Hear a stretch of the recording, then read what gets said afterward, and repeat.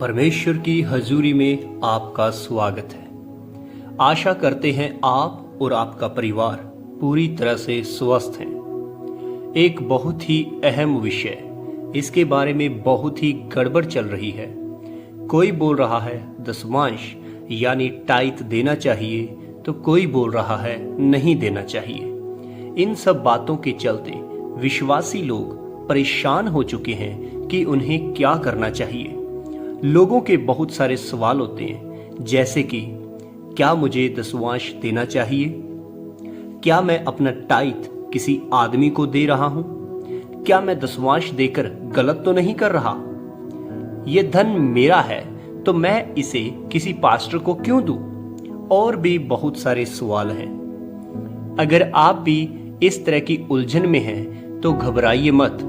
आज आपको आपके सवाल का जवाब मिल जाएगा, और जवाब उन लोगों को भी मिलेगा जो रोक रहे हैं या जो लोग अपनी मर्जी से लोगों को बातें बोल रहे हैं। देखिए, ये बातें शुरुआत से ही चल रही हैं। शुरुआत से ही परमेश्वर के वचन के साथ छेड़छाड़ की जा रही है। सबसे पहले तो छेड़छाड़ अदन के बगीचे में की गई, जहां पर परमेश्वर ने कुछ और कहा, पर भरमाने वाले सांप ने या शैतान ने आकर उस वचन को किसी और तरीके से बोला।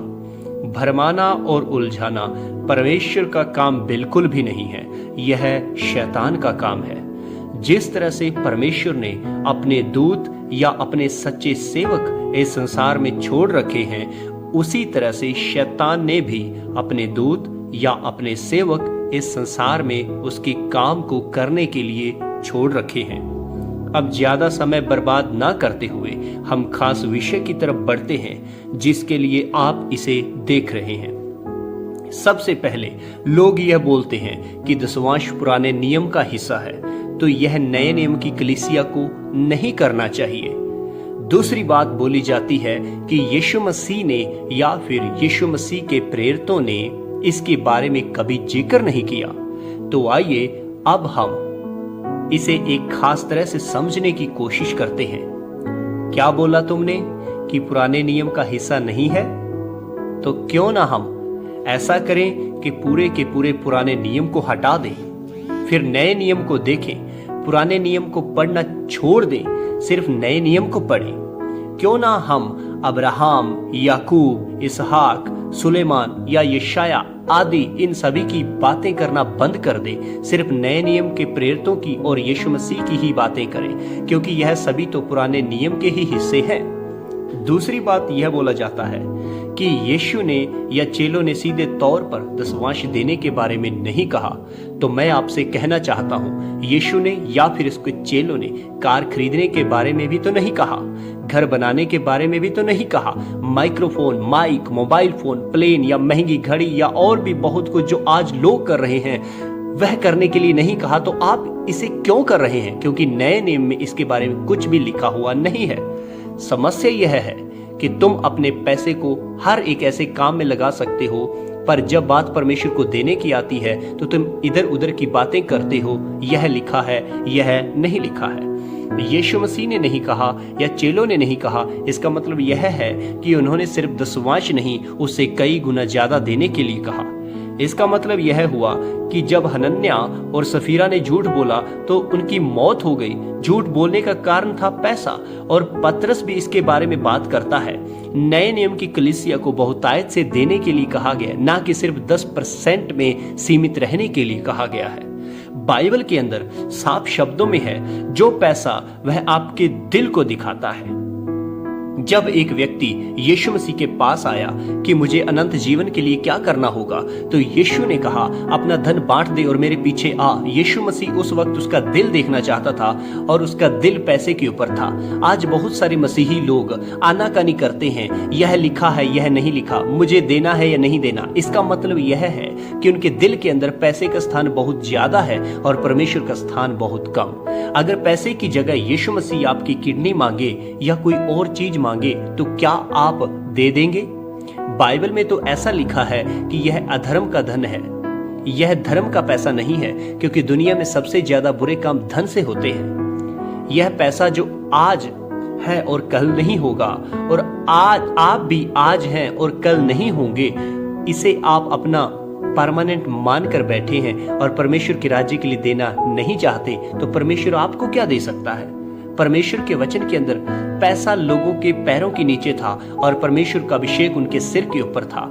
अगर आपकी जिंदगी में पैसे का स्थान ज्यादा है और परमेश्वर का स्थान कम, तो इसका मतलब यह है कि आप परमेश्वर से दूरी बना चुके हैं।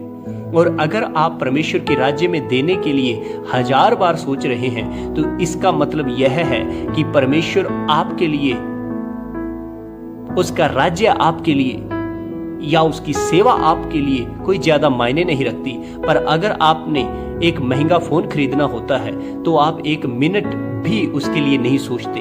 अगर आपने कपड़े खरीदने होते हैं तो आप ज्यादा उसके बारे में नहीं सोचते, आप ले लेते हो। या कोई और चीज खरीदनी होती है तो उसे उसी वक्त खरीद लेते हो। तो इसका मतलब यह है कि वह सारी बातें, इस संसार की चीजें आपके मन में है और परमेश्वर आपके मन के अंदर नहीं है।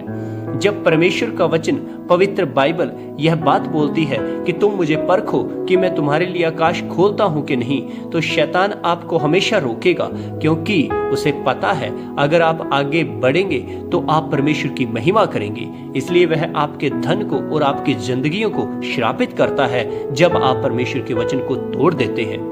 आप किसी मनुष्य की बातों के ऊपर मत जाइए, आप परमेश्वर के वचन को खुद से पढ़िए। परमेश्वर का वचन कभी बदलता नहीं है। जो कुछ लिखा है वह हमेशा के लिए लिखा हुआ है, और पुराना नियम हो चाहे नया नियम हो, यह आपको जीवन देने के लिए है, अनंत जीवन के लिए है। यीशु मसीह ने आपके लिए जान दी है। दशमांश वो मनुष्य दे सकता है जिसका भरोसा धन के ऊपर नहीं, परमेश्वर के ऊपर होता है। जिसका भरोसा धन के ऊपर है वह 1000 बार सोचेगा और वह परमेश्वर के वचन को पूरा नहीं कर पाएगा। फैसला आपके हाथ में है। क्या आप परमेश्वर के वचन को पूरा करना चाहते हैं या फिर शैतान की बात को मानकर परमेश्वर का वचन तोड़ना चाहते हैं?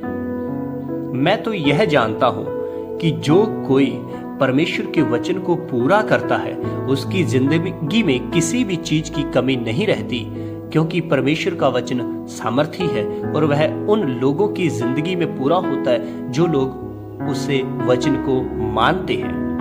जब तक आप यह मानते रहेंगे कि अपना दशमांश तो मैं किसी इंसान को दे रहा हूं, मुझे क्या प्रतिफल मिलेगा, तो आप कुछ भी प्राप्त नहीं कर सकते। परमेश्वर को देने का मतलब है कि आप अपनी भेंट या अपना तोहफा एक राजा को दे रहे हैं और राजा अपने तरीके से आपको सब कुछ देगा। आप हमें बता सकते हैं, क्या आप वचनों को पूरा करते हैं या फिर अभी भी उलझन में पड़े हुए हैं और समझ में नहीं आ रहा कि आपको क्या करना चाहिए?